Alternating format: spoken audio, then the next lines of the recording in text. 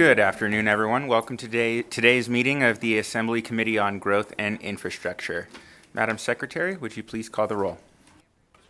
Assemblywoman Brown May. Here. Assemblyman Carter. Present. Assemblywoman Dickman. Here. Assemblywoman Gallant. Here. Assemblyman Gurr. Here. Assemblywoman Kasama. Here. Assemblywoman Marzola. Here. Assemblywoman Miller. Here. Assemblyman Miller. Here. Assemblywoman Peters. Here. Assemblywoman Summers Armstrong. Present. Chair Watts. And I am here. Thank you. We have all members present. So today on our agenda, we'll have presentations from the Department of Motor Vehicles, the Taxi Cab Authority, and Transportation Authority, and we'll be hearing two bills, Assembly Bill 47 and Assembly Bill 57. Before we get started, a few housekeeping notes. Please silence your electronic devices. If you wish to testify, please sign in at the table by the door and provide a business card to our committee secretary if you have one. Anyone wishing to call in to provide testimony or public comment can find the information to do so on our agenda.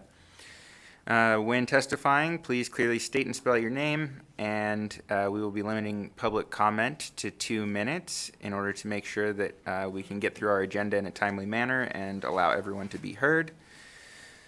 With that, I believe we will go into our agenda for the day.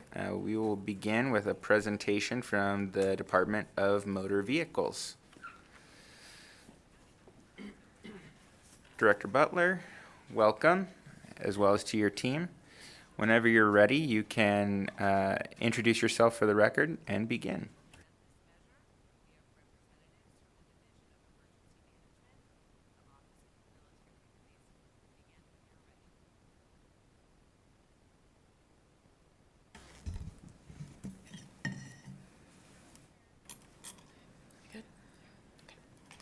All right, good afternoon, Chair Watts, members of the committee. For the record, I'm Julie Butler, Director, Nevada Department of Motor Vehicles. With me today, I have Tanya Laney, my Deputy Director, and I have Sean Sever, our Legislative Liaison. I'm pleased to provide you with this overview of the department's operations and also give you a sneak peek of what you can expect to see from us in the way of bills for this session. DMV is one of the larger agencies within the executive branch with 1,289 authorized positions. We collect over $1.7 billion in revenue annually from roughly 4.6 million financial transactions. Most transactions require an appointment in our Las Vegas and Reno offices. We're encouraging our customers to go online first to see if their transactions can be completed before coming to an office. We have 18 offices statewide. DMV services are supplemented by 8 county assessors, 4 AAA offices, and 46 kiosk locations, most of which are in the Las Vegas and Reno areas, but we have a few kiosks sprinkled throughout rural Nevada as well. Department recently underwent a strategic planning exercise to inform our decisions over the next 5 years, out of which came these 6 goals. Our vision is to be a national leader in DMV services, and our mission is to provide efficient motor vehicle solutions for the identification, licensure, and protection of all we serve. The department is comprised of 7 divisions supported by the Director's Office. We have an independent hearings office loosely organized under the Director's Office that offers due process hearings to our customers who are contesting licensing or regulatory actions that are taken by the department. The next few slides offer some more details about the department's various divisions. I'm going to breeze through these pretty quickly, but of course feel free to stop me if you have any questions as I go along. The Director's Office sets the strategic direction of the department in line with the governor's priorities and directs and controls the operations of the 7 divisions within the department. Our Administrative Services Division quietly provides support behind the scenes for our operations, making sure our bills are paid and the lights stay on. They have a huge job to distribute the revenue the department collects annually to the Highway Fund, counties, and school districts. Our Research and Project Management Division provides support to the divisions for legislative sessions and implementing new regulations, policies, and procedures. Currently, they are tasked with project oversight of our DMV transformation effort, in addition to the various IT and business projects that regularly go on within the department. And I'll speak a little bit more about DMV transformation effort in a bit. We have an IT division of 80 FTEs that keeps our systems running 24/7 to support our operations. Our motor carrier division is charged with collecting Nevada's fuel taxes from fuel suppliers and ensuring tractor trailers traveling through Nevada for interstate commerce are appropriately registered and paying their fuel taxes in accordance with international agreements. Our back office operations are handled by the Central Services and Records Division. This division staffs our call center, processes vehicle titles, assigns demerit points to drivers' records for moving violations, manages the state's license plate factory, and has several other unique programs that support our operations. Compliance enforcement is our regulatory arm, making sure auto dealerships, body shops, garages, and salespeople are licensed, investigating complaints of deceptive trade practices and identity theft, and enforcing registration, driver's license, and emission violations out on the road. And finally, our largest division, and one that you're likely the most familiar with, is our field services division that provides the face-to-face customer services in our 18 offices statewide. Our main source of funding is highway fund appropriations and fees generated from the services that we offer. We receive a very small general fund appropriation each fiscal year for costs associated with automatic voter registration. Per statute, our highway fund appropriations must stay under 22% of the funds collected and distributed to the highway fund each year, excluding fuel tax revenue. The cap has been temporarily increased to 27% to account for our transformation effort. About 38% of those revenues that we collect are distributed to counties and school districts, and 36% goes to the highway fund. The remainder goes various places, including for support of the department's operations. This slide shows the percentage of highway fund, fees, and other funding the department estimates receiving for its 24-25 budget, with again the bulk of our funding coming from highway funds and fees for each year of the biennium. So I briefly mentioned that the department is actively encouraging Nevadans to go online for their DMV services. And this slide shows just some of the services you can do online with your MyDMV account. We estimate there are more than 200,000 transactions per year which customers could complete online, but they are choosing to come to an office instead. Now I'd like to focus on the DMV transformation effort, or DTE, which was approved in the 2021 session as a $115 million program to transform the DMV service model from in-person to online. It's much more than just an IT project. It's a complete shift in mindset for how we do business, focusing on the customer's journey and ease of use. So if you haven't learned this about the DMV, you probably will. We're affectionately, or maybe not so affectionately, known as the bill killers with this body. If you haven't had the pleasure of seeing one of our fiscal notes yet, you likely will, and they're usually large. We're not intentionally trying to kill anybody's bill. Our problem is we have an ancient IT system that is not easily changed. We have manual business processes, and we have a lack of staff that make implementing anything that comes from this body to the DMV very difficult to implement. But we're hoping to change that through the DMV transformation effort. We're going to replace our outdated systems with modern technology that's easy to improve and maintain, making compliance with federal and state legislative mandates easier for the department. Our goal is to move most, if not all, of our services online over the next 3 years, allowing us to offer services in the customer's preferred modality. The DMV transformation effort will build upon our current online service offerings and focus on specific pain points like private party vehicle registrations and people who are new to Nevada. Those transactions currently require our customers to come into the office. In the future system, our customers will be able to upload their documents electronically for a DMV services technician to review and approve remotely. You'll be able to live chat with our technicians in our virtual field office, never having to step foot inside the office unless your transaction requires it, or unless, in some cases, you just miss us and want an in-person transaction. We know there are some of the population out there that do prefer that online services, but overwhelmingly, our customers have told us they don't want to have to step foot inside the office if they can avoid it, and we want to meet the customers where they are. We're already starting to see some of the benefits of our new Salesforce platform. Last month, we went live with English and Spanish chatbots on our website. The chatbots help guide customers through our most common transactions, like scheduling an appointment, without having to call a call center. So far, we've helped about 90,000 customers through the chatbot. Based on the California DMV's experience with its chatbots, we estimate it can reduce approximately 30% of the calls to our call center. On February 1st, we initiated a pilot program with select franchise auto dealers for them to upload their titles and supporting documents to a secure portal for DMV staff to review and approve, rather than sending those documents back and forth through the mail, as occurs today. We've had a significant backlog in titles since reopening, which is a function of staffing. About a 30% vacancy rate in that unit that processes those titles. And we have manual processes. We're going to work out any kinks in the system over the next month or so and then open it up to all franchise auto dealers in March. Also at the end of March, we're going live with the new case management solution for our compliance enforcement division. This will improve their ability to keep track of the investigative cases that they're working on, as well as allowing our customers to submit any complaints of fraud or identity theft online.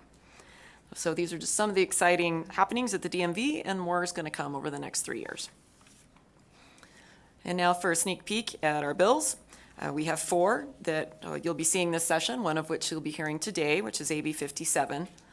The remainder are aimed at compliance with federal regulations for commercial driver licensing, aligning outdated statutes with the Nevada DMV, with the DMV transformation effort, and protecting Nevadans' personally identifying information from bulk public records requests. So thanks again for your time today. Happy to answer any questions. And I'd like to leave you with one parting thought, which is online, not in line. So thank you very much. Thank you very much, Director. We appreciate the presentation. Well done on the timing and the level of information provided. Members, do we have any questions for the department? Yes, Assemblyman Carter. Thank you for that presentation. I didn't see it listed in your revenue stream. How much does the DMV generate by selling Nevadans' personal data every year to companies like LexisNexis and the like? Julie Butler for the record. I don't have that exact number with me today. We can get that to you. I will say that that all of the data that we release to companies such as LexisNexis, insurance companies, et cetera, is authorized per statute under NRS 481.063. And we do have a process for those companies to follow, for them to request our information, and we make sure that they are statutorily authorized to have that information, and we take that responsibility very seriously. So can we assume that seeing as how, excuse me, can I have a follow-up, sir? Thank you, Chairman. So we can assume, seeing as how it wasn't listed in the revenue streams, it's a de minimis amount? Julie Butler, again for the record, and Chair, I forgot to go through you to Assemblyman Carter. You may go I directly direct? to the Okay, member. Thank No. you. To Assemblyman Carter. It funds, those fees fund our part of our record section, and they are also funneled to our IT division.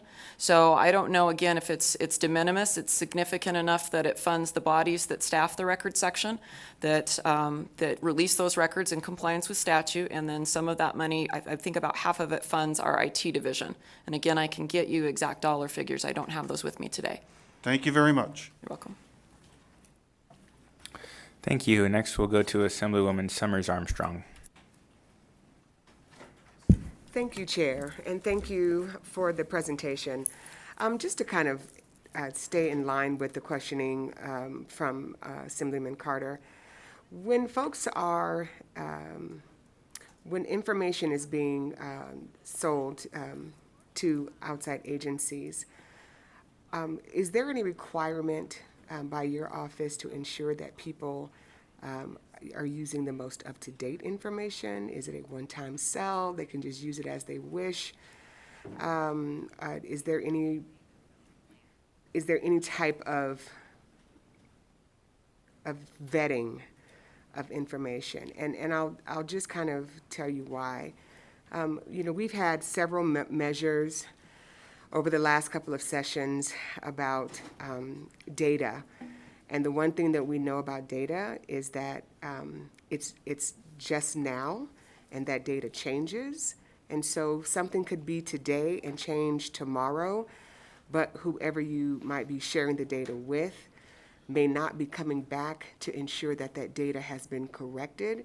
And so what they put out there could be inaccurate and possibly detrimental to our citizens. So can you talk about your agreements with how you want that data shared and confirming that it is accurate?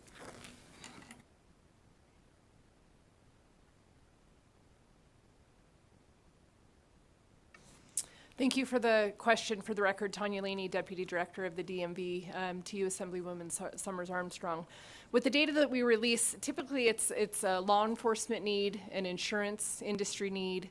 Back to the former question, those partnerships that we have a basis to be either law enforcement or insurance related. There's also separate data requests that come into the agency, which are more of a public records request through the media.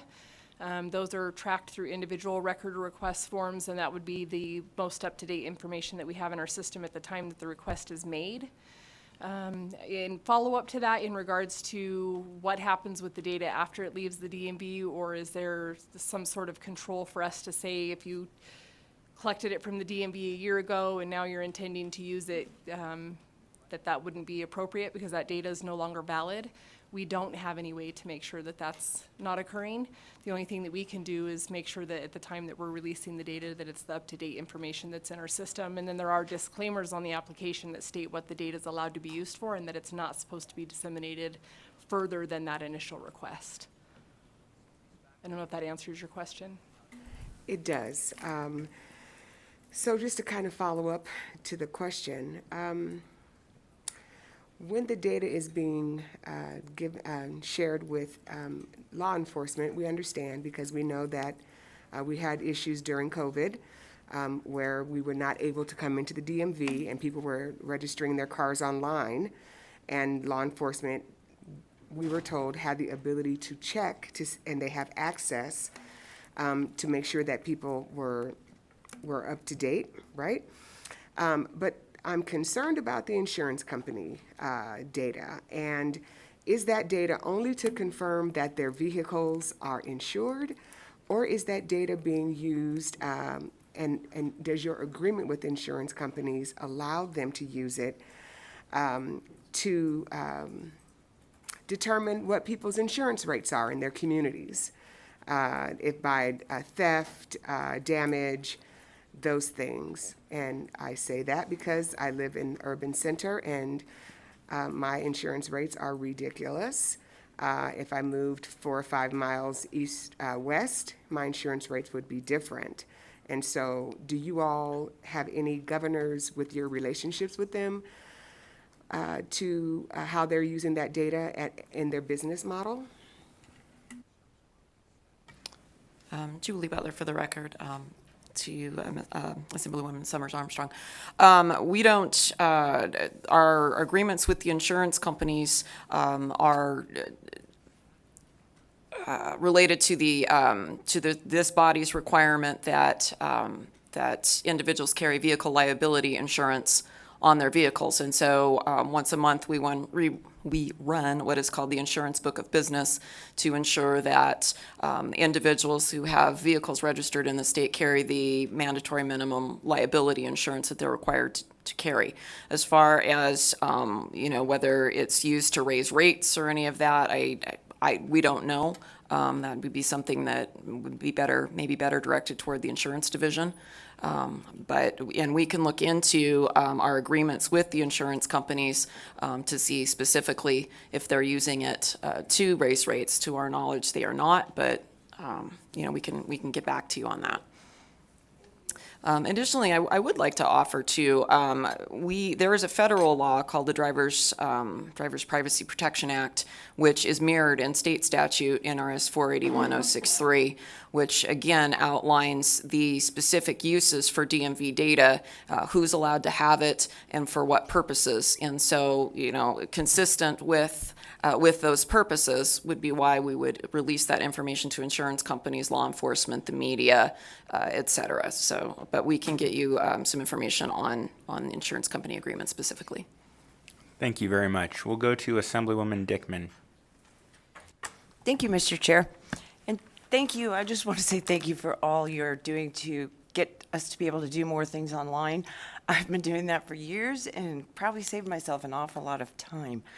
But now if we could just get the postal service to be more accurate, because yesterday I received one of a neighbor's tags. And I had to walk it over there, but anyway, my question is more along the lines of like compliance. I have a constituent who contacts me constantly, and I think I've shared this with Sean before, but he sees cars all the time with expired plates. Or, well, and in fact, I was behind someone, I took a picture the other day driving down here. It was a dealer, you know, they had purchased the vehicle, it's the paper, and it expired August 6, 21. So there's all these cars driving around without current plates. The state's losing a lot of revenue, right? So do you have compliance people up here, or are they mostly in the south? Yes, we do. Let me introduce you to J.D. Decker, Chief of our Compliance Enforcement Division, who can speak specifically to your question, Assemblywoman Dickman. J.D. Decker, for the record, thank you for the question, Assemblywoman. We do see an extraordinary number of unregistered vehicles, both Nevada vehicles and out-of-state vehicles. We have worked with, we have 29 sworn officers statewide in the Compliance Enforcement Division.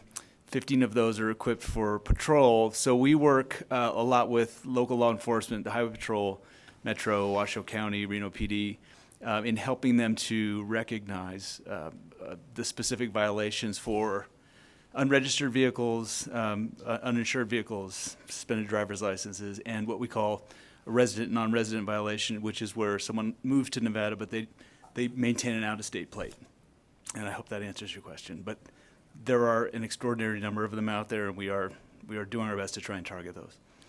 Quick follow-up, Mr. Chair. So if someone were to report a specific plate to you, can you go and track it down, or? J.D. Decker, for the record, to Assemblywoman Dickman, we can. CED will do that statewide. Again, we have 29 officers, so we will refer it to other local jurisdictions if we can't get to it ourselves, but we don't have any control over whether it's a priority for them. Right. Okay. Thank you so much, you. and thank you, Chair. Thank you. Next, we'll go to Assemblywoman Gallant. Thank you, Chair, and thank you for the presentation. And I'm excited to find out that DMV is moving into like 21st century with technology. I think that's great. I do have one question in terms of smogging. Typically, like I take it down to like a third-party smog, and they smog it, and then they register it for us as well. It's great for somebody like me who's busy. It's good for somebody like my husband who doesn't know how to use a computer.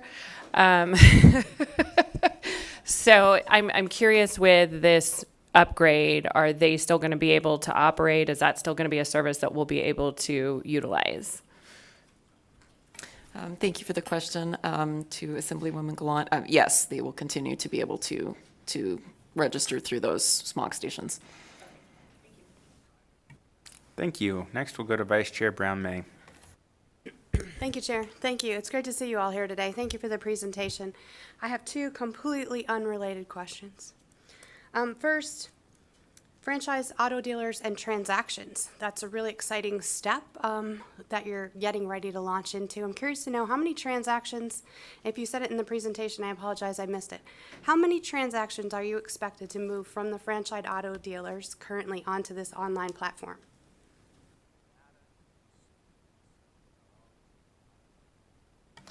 I apologize, Assemblywoman Brown-May. That's something that I will have to get to you. They do make up a significant percentage of the titles that we process, but I didn't bring that specific statistic with me today. No worries. Thank you for that. I would love to see the detail if you don't mind. And I understand you probably have appointments for franchise auto dealers to come in and do a lot of their registrations in successive order. Is that correct? Tanya Laney, for the record, thank you for the question. We have dedicated windows in a couple of our field services offices that assist with the Auto Dealers Association. Thank you very much. My second question, if you don't mind, thank you, Chair, is relative to the special license plates. During the last session, we were able to eliminate the Commission on Special License Plates and reallocate that function back to the DMV. I'm curious to know if you could give us just a brief update as to where do we stand with that. Sean Sever from the DMV.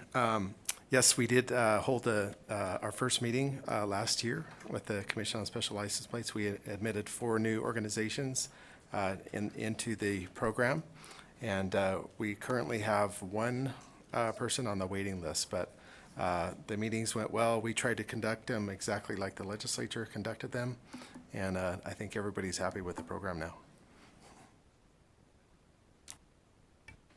Thank you. Any additional questions from members of the committee? Seeing none, I don't have a question, but I do have a comment. It's something that I've brought up before, and again, I think I echo many of my colleagues in commending all the hard work that you've put in to modernize the system. We all believe that that's the direction to go, and it's going to provide benefits to various customers, as well as create some opportunities for additional efficiency. As somebody who was able to attend college and pay for my tuition in installments, I hope that as we get through this modernization process, we can begin to look at options of paying for some of those registration fees in installments as well. I know that there's constituents that I've talked to that even with older vehicles with lower registration fees struggle when that one lump sum comes up and is due. And again, I think there are other entities that offer things that are kind of set up to be paid for upfront, but have offered some installment plans. So I hope that the department will continue to look at that as its modernization efforts move forward. With that, I just thank you again for your time and presentation and your wealth of knowledge. With that, we will move on to the next item on our agenda today. We will welcome the Transportation Authority up to provide a presentation. I know we have Director Reynolds joining us. Welcome to you both. Take your time, and whenever you're ready, you can state your name for the record and begin. Terry Reynolds, Director for the Department of Business and Industry, and to my left is Mr. Perry Fagan, my Deputy Director for the Department of Business and Industry. So we're happy today to present to you. Unfortunately, in the NTA had some illness and some death in the family, so unfortunately they were not able to make that. So I apologize for that. But as you know, I'm fairly knowledgeable about these 2 entities, and I'll be Mr. Armstrong will be presenting on the Taxi Authority, and I'm presenting on the NTA today, the Nevada Transportation Authority. So with that, I'll get started. Once again, thank you very much for the presentation. The Nevada Transportation Authority regulates the transportation industry, which includes charter buses, limos, movers, tow cars, tour buses, non-emergency medical transfers, employer van pools. So these are contracted van pools that are contracted to move employees, shuttle them back and forth to work. Airport transfer services, special services, warehouse permits, transportation network companies, TNCs we call them, that's Uber and Lyft, and autonomous vehicles statewide, as well as all taxi cabs outside of Clark County. So we regulate the above except for cabs in the state, and then cabs everywhere else except for Clark County. So I wanted to make that clear. The division also issues permits, certificates of public convenience and necessity. I think most of you have seen the CPCN number on the back of a vehicle. That's issued by the Nevada Transportation Authority. Perform compliance audit functions and vehicle inspections, operational inspections, audits, background checks, and issued driver permits. However, with TNCs, we do not issue driver permits for that, only for all the other transportation modes and movers and tow cars that we do in the rest of the state. So for TNCs, we issue licenses to the company. We get driver registrations, so we know how many drivers they have within each of the companies. There are I believe there's 7 companies that are considered TNCs. Our officers are post-certified enforcement officers. We call Category 2 peace officers.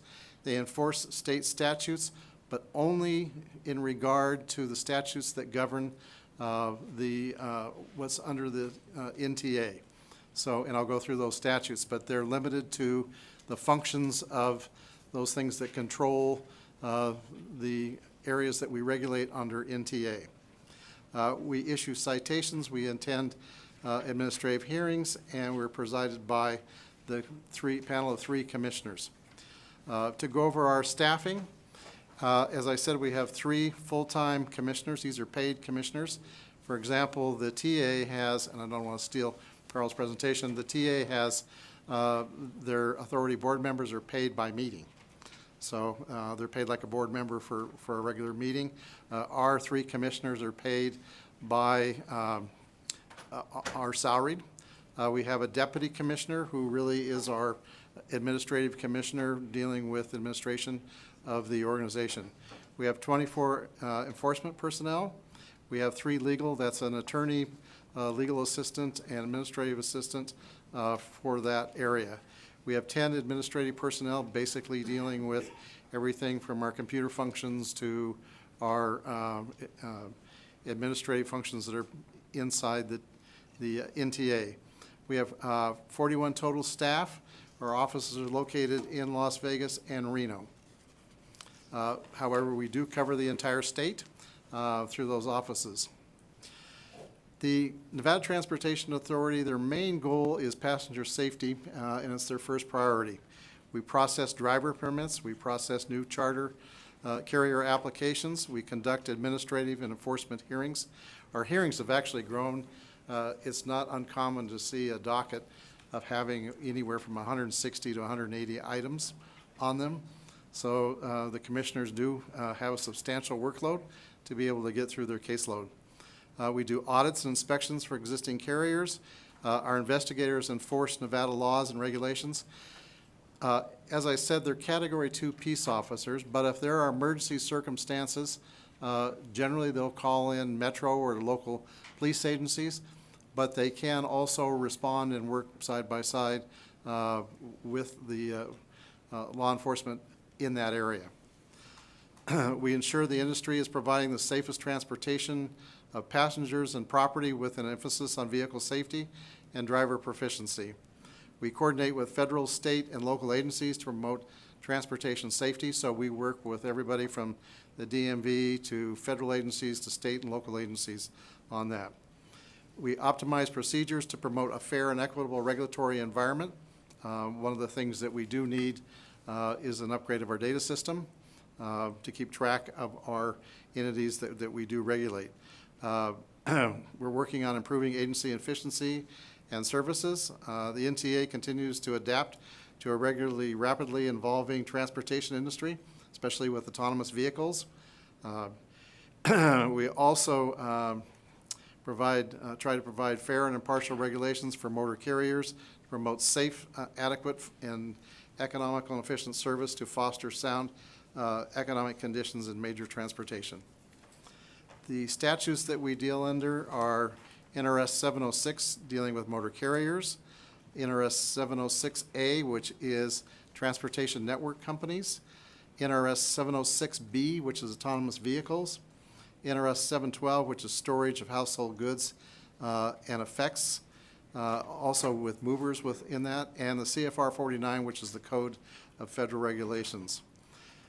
For buses, shuttles, and limos, we only deal with those that are chartered in-state. So we do not deal with those entities that are licensed across state lines. So only within the state of Nevada.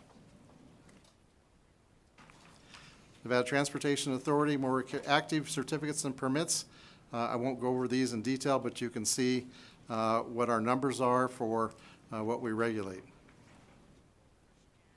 I love the fact we regulate one horse-drawn vehicle on there.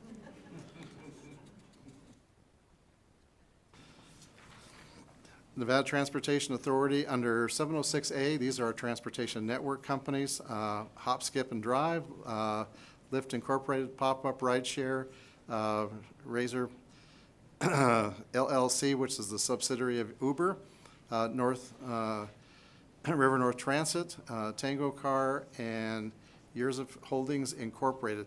These are the 7 companies. Obviously, the largest ones that you see and you hear of are Uber and Lyft, that operate in both large communities within the state. Under autonomous vehicles, we have adopted Nevada Administrative Code 706B in 2018. Zeus was the first company of autonomous vehicles with fully electric vehicles. I don't know how many of if you've had the opportunity to go through their plant and operational facilities are in Las Vegas, I think off of Jones. And so if you haven't been there, they are giving tours. You'll see their vehicles operating, their test vehicles operating around, especially on the Strip. You'll see them basically filming and using their GPS units to gather data on their vehicles. Uber is partnering with driverless technology too, Motional with Hyundai Ioniq with a five-person mid-size crossover vehicle. Neuro is also planning a $40 million investment in Nevada to construct production facilities and test track in southern Nevada, and they've started on that to build vehicles there. Back in 2017, 2018, we felt that there would probably be a significant number of autonomous vehicles out on the street during that time. It is 5 years hence, so it was 6 years hence, and we're not seeing that yet. I think we will in the next 3 years. We've been talking to Zeus, and I think they're going to look at operating on the Strip by 2025, 2026, in that time frame, and have their vehicles operating. So I've actually sat in one of their production vehicles, gone through their facility. Our staff of the NTA has also. So we're looking forward to seeing when they're going to operate. So that concludes my presentation. I will tell you that if you look at the numbers of what's happening, especially within Clark County and Las Vegas, with your airport traffic, I think they did 55 million passengers last year. We're averaging around 420 to 430 passengers per day coming in. We're back up in taxi rides to about 1.2 million, 1.3 million a month in rides, trips for our taxis. In addition to that, we're up to about 30,000 regular Uber and Lyft drivers within our community. With that, we have seen a lot of pressure with issues for gypsy cabs. We've seen, because people have long waits, people pull up and offer to give them rides and pay cash. So we're looking at trying to work on that and enforce that. Here's a scary statistic. When we stop a lot of these gypsy cabs and drivers that we have that are not licensed, we find a tremendous amount of ones that are carrying weapons in their vehicle. They don't have concealed carry permits.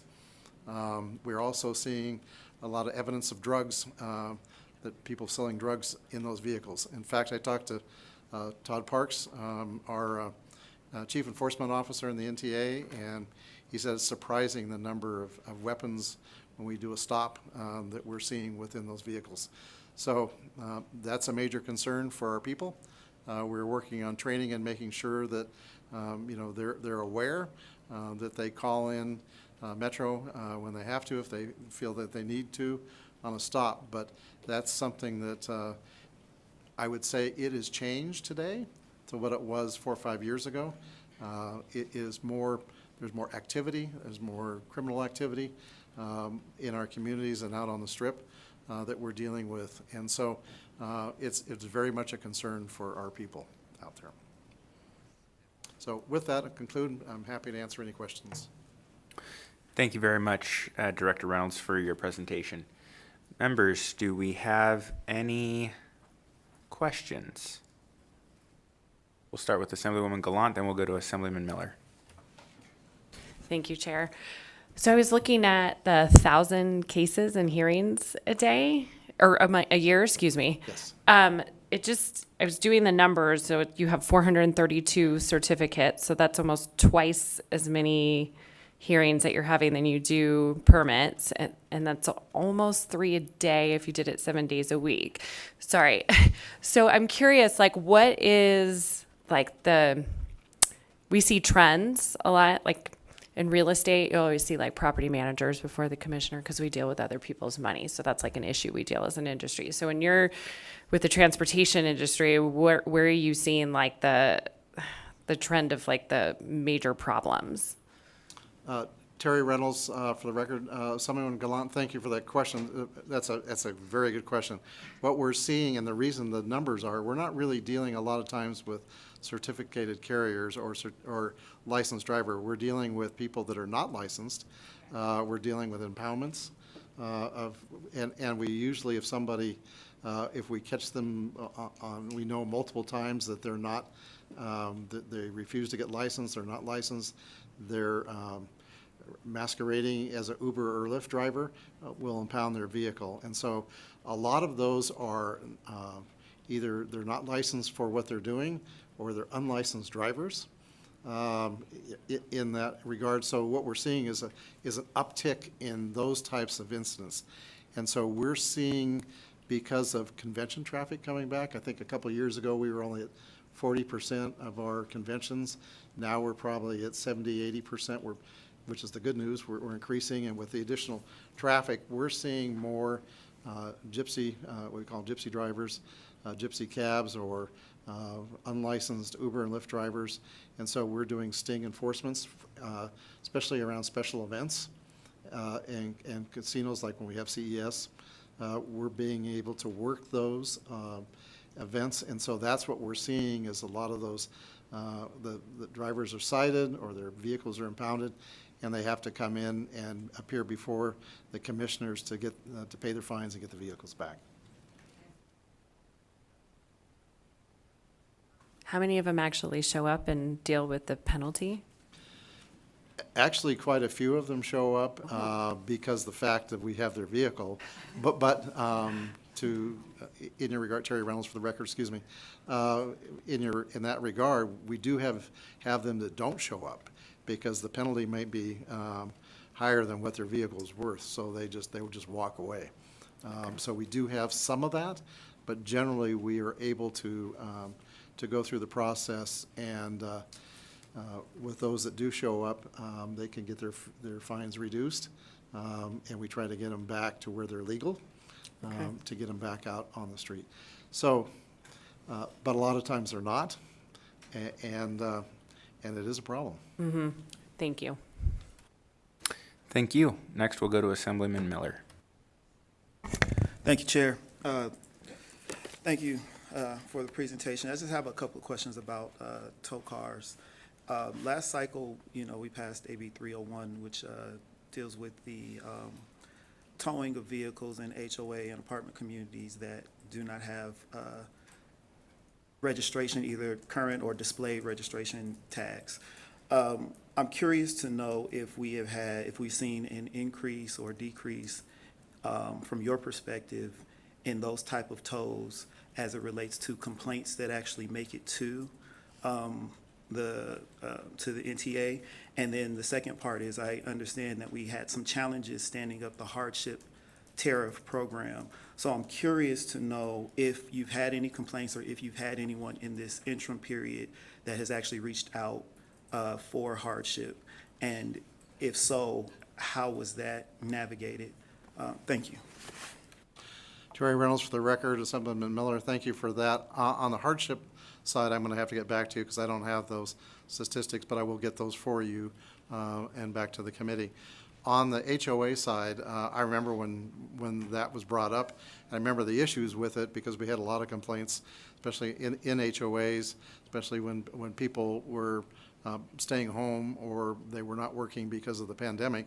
And so we had a lot more vehicles in areas that were covered under HOAs, either out on the street or in areas that, and tow cars, frankly, how do I want to say this? I won't say it very politically, but they they really fed on those types of issues because they were easy for them to tow those vehicles. We've seen a decrease on that, and I'll get you the numbers on it, but we have seen a decrease of those types of issues. It still happens, but we're not seeing what we did during the pandemic. And so, that is louder than I thought it was going to be. So the decrease, we are pretty much attributing to us not being all locked down and less vehicles essentially being in these communities, not creating a problem of having no parking, right? So, and you can go ahead and clarify, but that's kind of what I'm capturing from what you're saying. So I just kind of, you may not have this information if you can grab it. I do want to know if we are seeing any additional complaints or if we're still seeing complaints about vehicles being towed out of those communities based solely on their registration status. Because that shouldn't be happening. That should be happening in a zero occurrence because the laws changed. So I'm just curious to know if we are seeing that still happen. Terry Reynolds, for the record, I'll get those statistics for you, and I would agree.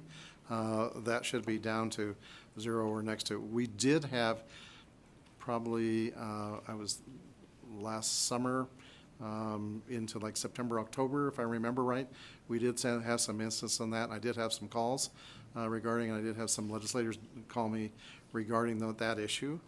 So we're working on that. But the other part of it is, in terms of vehicles within HOAs, is that we did work with the property managers. We did go out and discuss with them in terms of, how they're calling in and getting tow vehicles coming in to their communities and what their protocols would be to handle that type of instance. And I think that helped with that because we did do, personal calls and go through and work with the different communities that we knew of that had that type of problem. So I'm hoping that had some effect too, but I'm happy to get you the numbers on that. Okay. Thank you. Members, additional questions? All right, seeing none, thank you both for the presentation. We appreciate it. I'm going to slide over for Mr. Armstrong too. All right. And we'll join in on that one too. Thank you. We'll let you do that.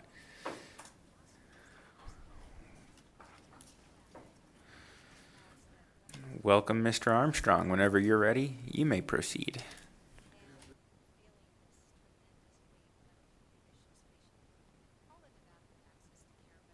Of which I'm the administrator. I apologize for not pushing the button at that particular point in time.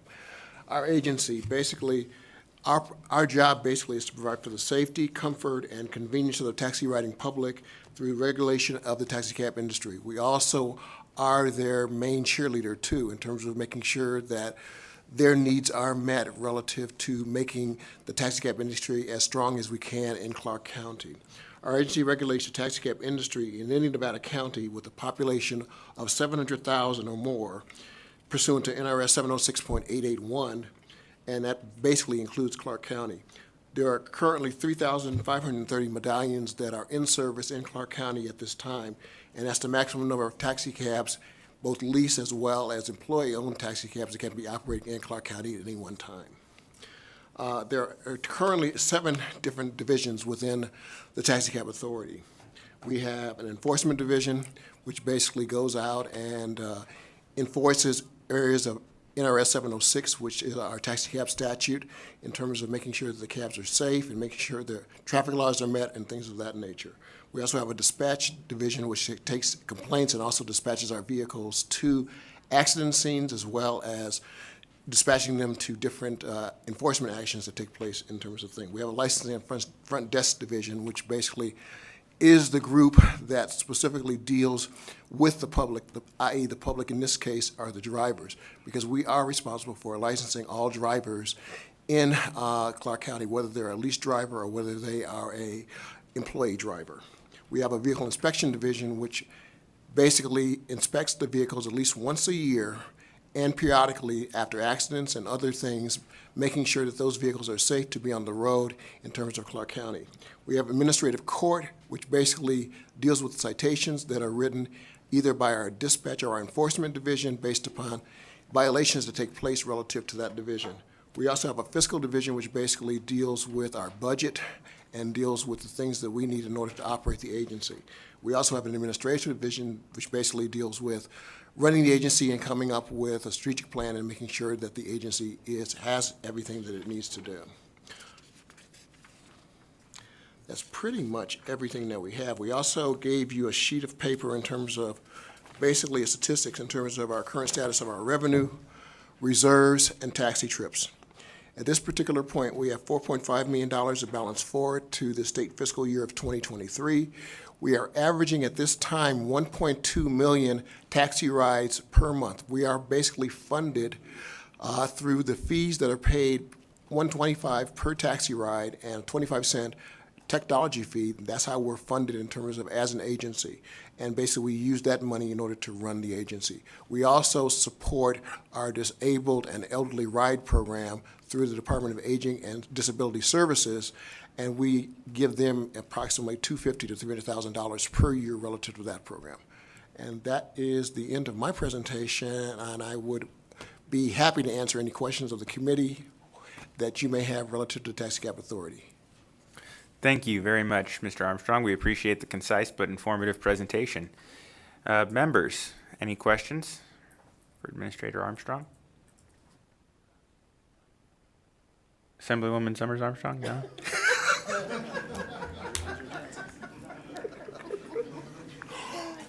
Oh, my. Thank you, Chair. I think I will withhold my questioning until later. Thank you. Noted. All right. Again, thank you, Mr. Armstrong, for coming and providing a presentation. Thank you again, Director Reynolds, for coming and sharing information with us today. We very much appreciate it. With that, we will move into our bill hearings for the day.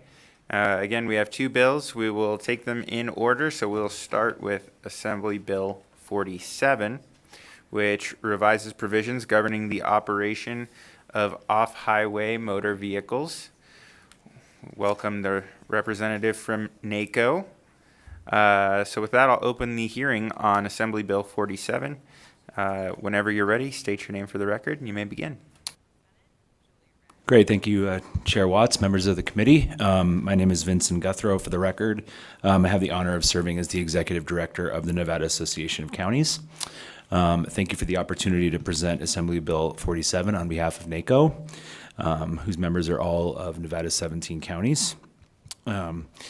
So throughout Nevada, our members have seen increased visitors from both out-of-state and Nevada residents to take advantage of outdoor recreation activities, and they've been visiting in record numbers. One sought-after activity is the use of off-highway vehicles, or OHVs, and counties across the state have been working on various roads and trails designed for OHV usage. Further, a handful of counties have been creating community-wide OHV trail plans to further attract OHV users. Some of these communities seek to organize or sponsor OHV races or larger events that bring individuals from across the country to Nevada. As counties put these plans together, AB 47 in front of you is seeking a clarification in law that counties are allowed to establish trails next to or adjacent to paved highways. I'd like to be clear that this bill would just provide the clarifying authority. Counties would then go through their local ordinance process, and there's no intention or desire to impact existing right-of-ways for paved highways or paved roads in any way. We think the clarifying language makes sense as counties seek to build trail networks that are safe, efficient, and maximize access opportunities. The bill's pretty straightforward, Mr. Chairman, but I'm happy if it indulges you to discuss or highlight the additional section that's added. Thank you. I think it would be helpful, since it's fairly brief, if you can give us a high-level overview of the language of the bill. Happy to. So this bill poses a new subsection in NRS 490.090. So under Section 1, the bill creates a new subsection 5, which outlines that local governments would be allowed to construct, maintain, and operate a trail for use by OHVs that is adjacent or near a highway, and it includes without limitation a paved highway. So that is the only change that we are proposing under this legislation. And with that, Mr. Chair, I'm happy to take any questions. All right. Thank you, Mr. Guthrie, for your presentation. Members, do we have any questions? Assemblywoman Summers Armstrong. Thank you so much for the presentation, short, sweet, and to the point. So the world that I came from, trails were often created for bicyclists and walking and, you know, that kind of thing. Will there be situations where these newly developed trails will have joint usage for both pedestrians and bicyclists and these off-road vehicles, or are these going to be specifically designated separate from what we consider trails existing? And do you have, and secondly, do you have an example existing where there's a trail being built adjacent to the highway that you're looking to use these vehicles on? Thank you. Again, for the record, Vincent Guthrie, Executive Director of NACO. We can go direct still, correct, Mr. Chair? Yes. Thank you for the Assemblywoman. So as far as examples, there's a myriad of examples across the state where trails are being either maintained or constructed. So I'll just take your second half. I'm happy to get you some specific examples directly. As far as uses go, so your first question, we believe that can be managed through the local ordinance process. So if there's a desire by stakeholders to have those, I don't know about compatible uses for OHV and say pedestrians. I think that might need to be discussed, but I don't want to predetermine any of that. So I'll allow. I think our goal is to have this allowance in law, and then you can work that process out where it makes sense at the local level.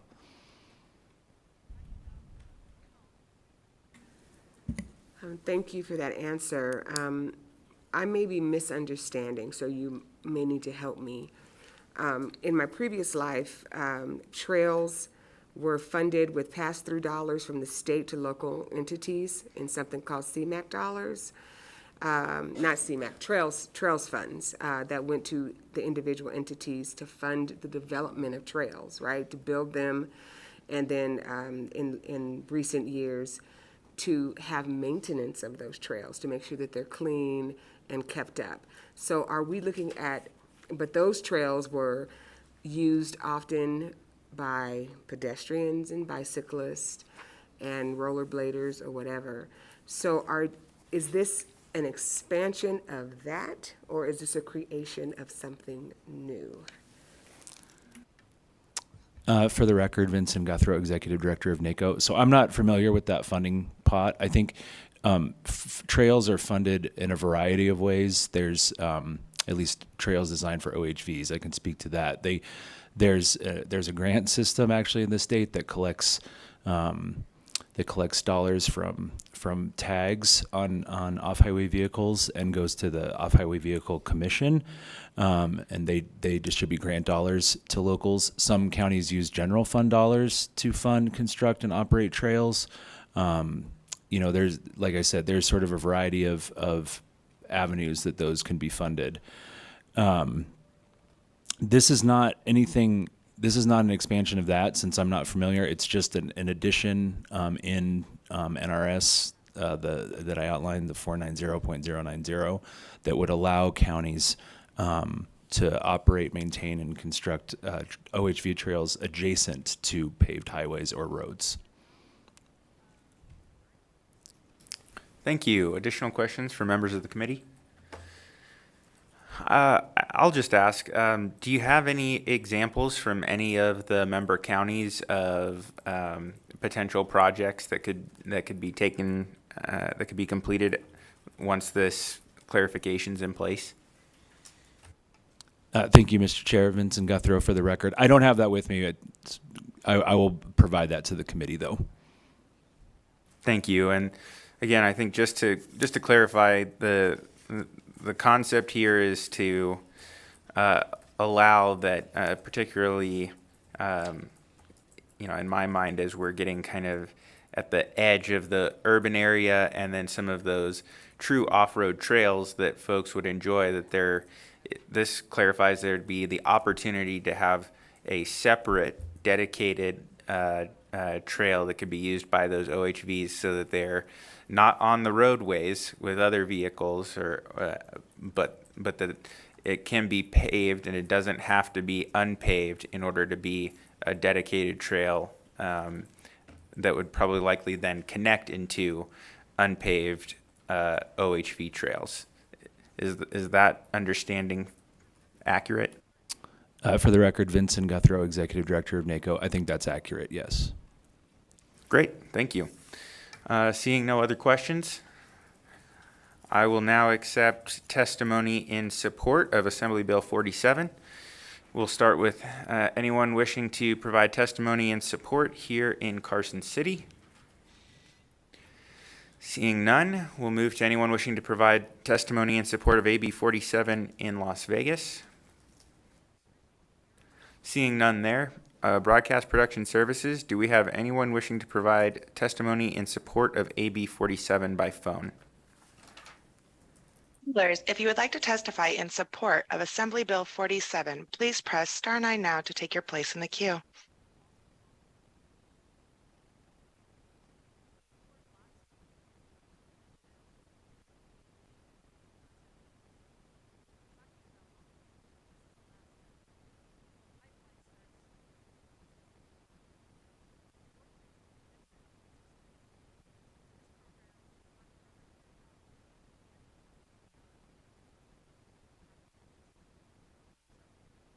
Caller, you're unmuted and may begin.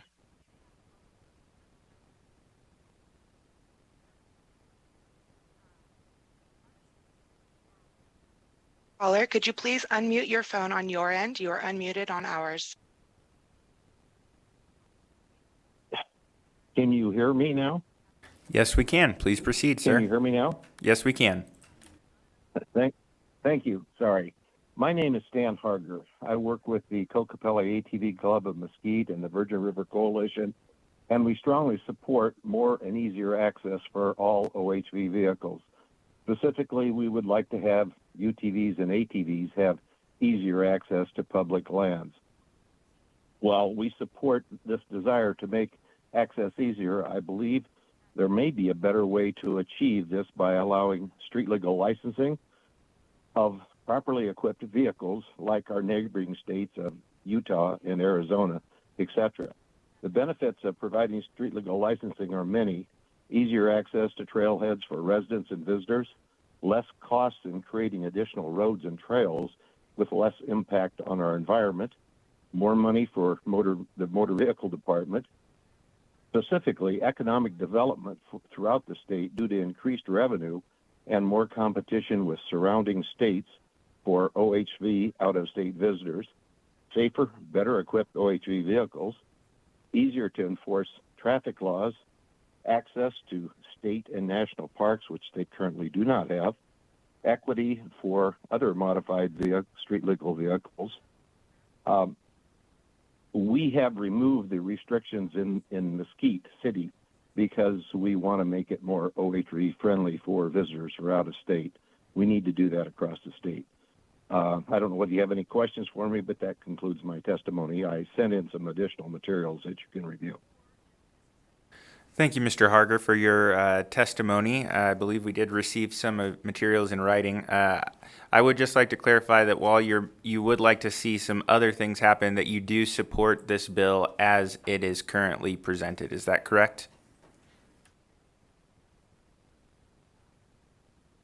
One moment, Chair.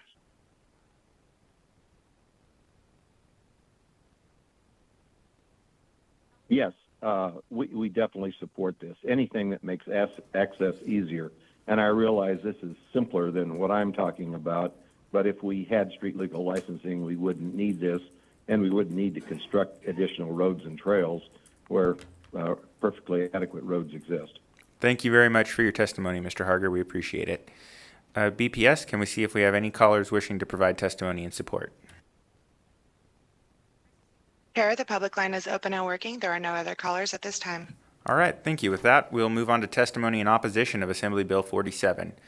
We'll start here in Carson City. Seeing none, we'll move on to Las Vegas. Seeing none there, BPS, do we have any callers that have joined the queue? Chair, there are no other callers at this time. Thank you. We'll now move on to testimony in neutral on Assembly Bill 47.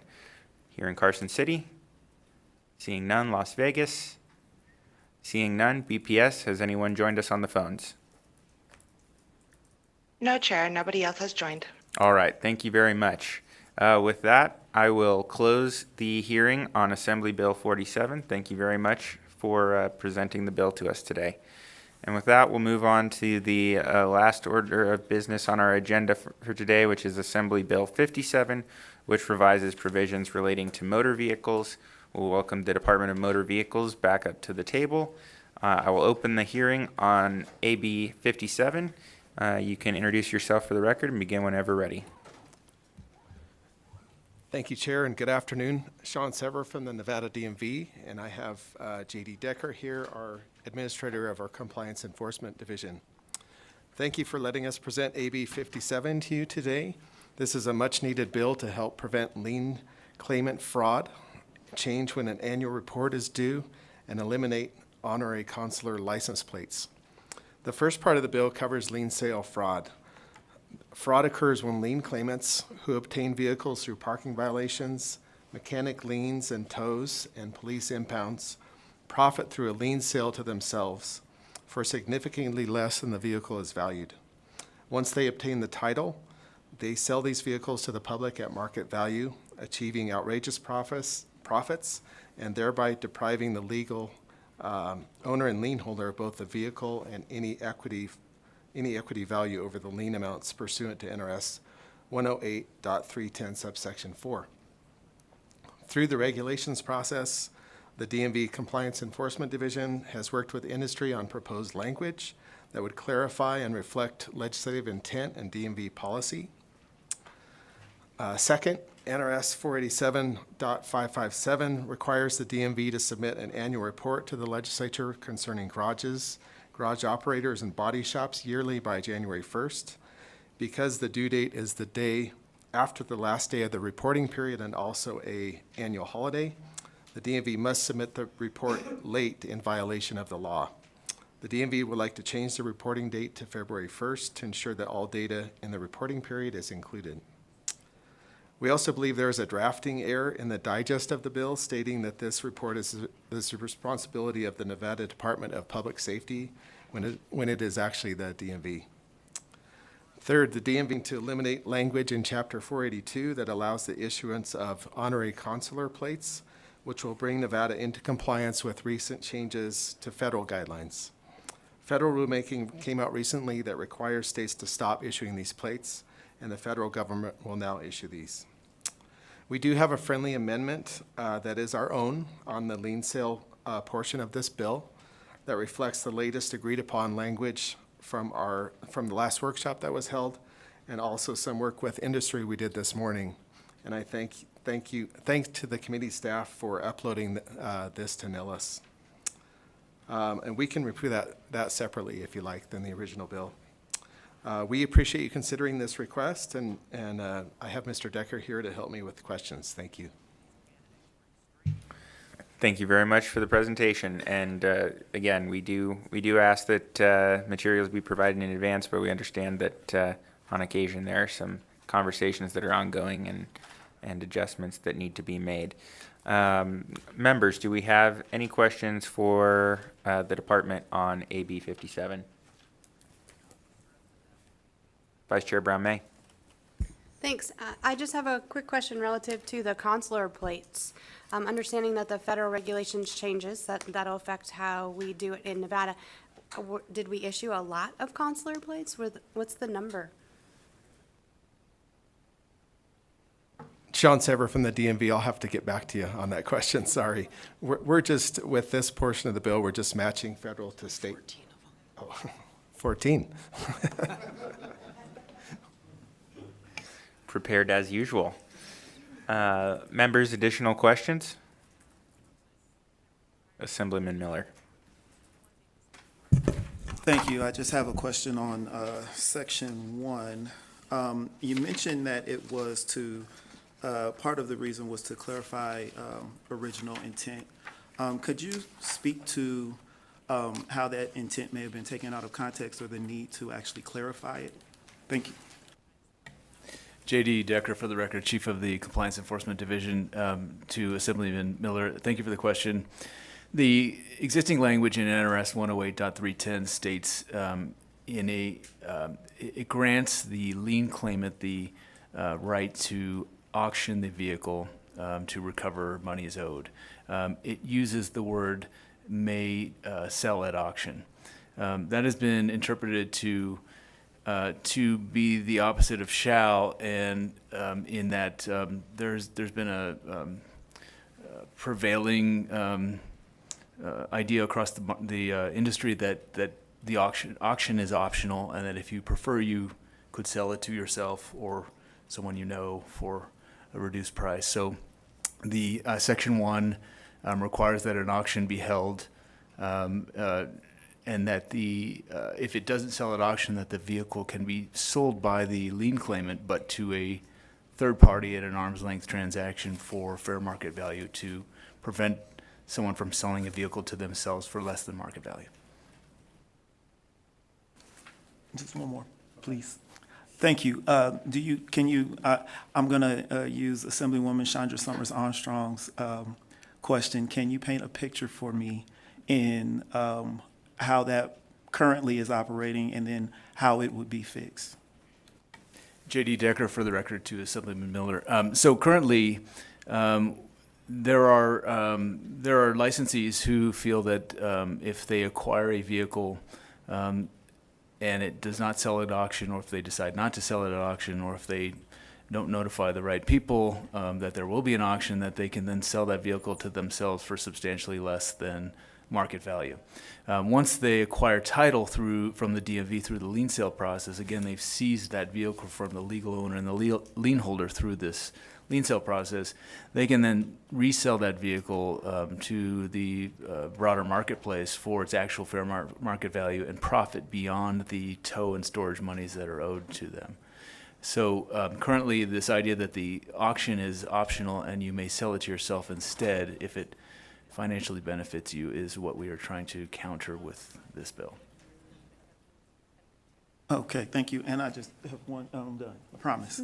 Okay, so and you just confirm this for me if I'm understanding this correctly.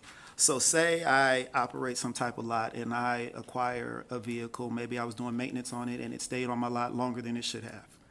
And then I went to sell that vehicle, but I may have sold it to my sister, and it may be a pricey vehicle, $100,000 vehicle, but I determined the value, sold it to my sister for $10,000 versus the $100,000, and then we work together and she sells it on the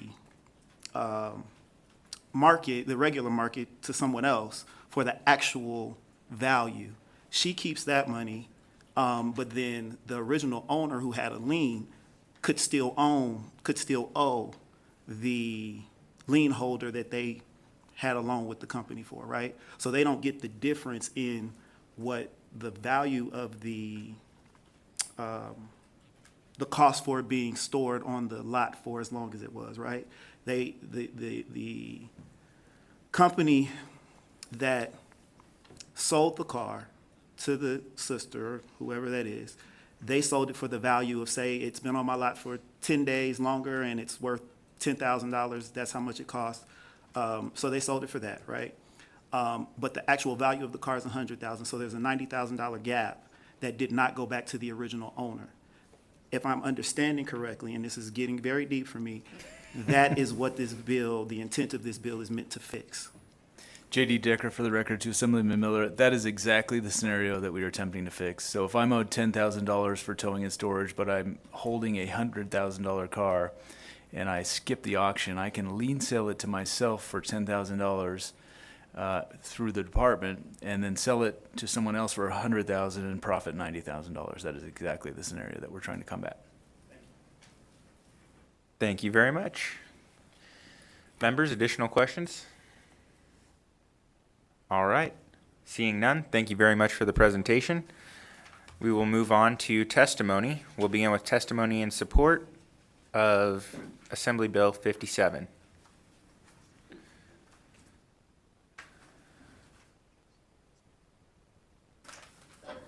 welcome to you all. Whoever decides to go first, introduce yourself, and you may begin whenever you're ready. Thank you, Chair Watts and members of the committee. My name is Lucas Filetta with McDonald Carano. I'm representing the Nevada State Tow Association, an association of tow operators throughout the state. We're here to support the bill as amended. As you heard, this is an issue that the department has been working on for some time. We have been working with the department for probably a year or so on this, more, according to Mr. Enos. And we're happy that it's coming to fruition here. We're fully supportive of the department's objective. I did want to note one thing. We agree with Mr. Decker that the scenario that Assemblyman Miller articulated is meant to be addressed by this bill. To our knowledge, those are very limited situations. By and large, we're not talking about $100,000 vehicles that are subject to these sales. We're talking about cars that sometimes have de minimis or only salvage value. But there are situations that in which the current state of the law has been abused, and we're happy to contribute to the solution to that. So with that, I'll pass it to Mr. Enos. Haven't done this in a while. Good afternoon, Mr. Chair, members of the committee. For the record, Paul Enos. I'm the CEO of the Nevada Trucking Association.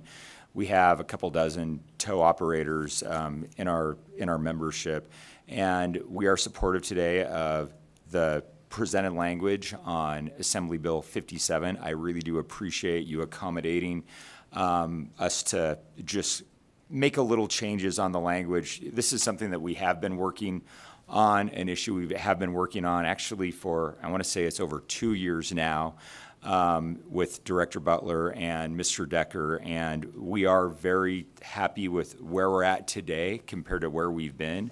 We do think this is an issue, and if with my conversations with the DMV, they say, it's about 4 out of 100. So, it's not something that happens a lot. Most of our tow operators follow the law. There was a 92-page guide, maybe it was a 95-page guide that they used to follow, and you did have some people that would, hey, they'd tow a Corvette, because a guy went to jail, and they ended up selling it to a friend and profiting from those. Those are very limited circumstances, but those are the exact kind of circumstances that this legislation will prevent. So once again, thank you, Mr. Chair, and once again, thank you to the DMV and everybody for allowing us to work this out.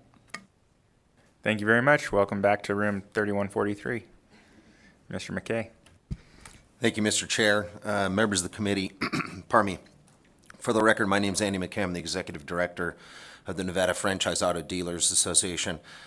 Not to belabor the point, but echo the comments made by both Mr. Filetta and Mr. Enos. There's no place in the market for the activity that the DMV is attempting to tackle and address. And I'd be remiss if I didn't acknowledge the fact that the first iteration during rulemaking was, let's just say, problematic.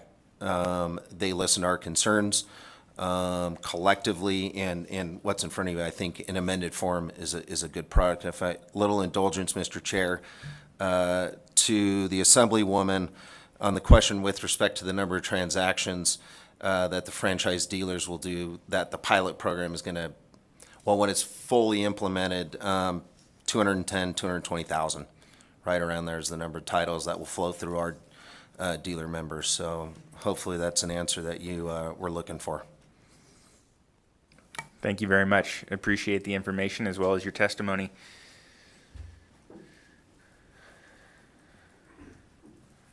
Mr. Hardy, welcome. Thank you, Mr. Chairman. It's a pleasure to be here. Warren Hardy, representing Nevada Pick-A-Part. I am the end-of-life guy. I'm the guy that doesn't have the $100,000 vehicles, that has a struggle of getting rid of end-of-life vehicles.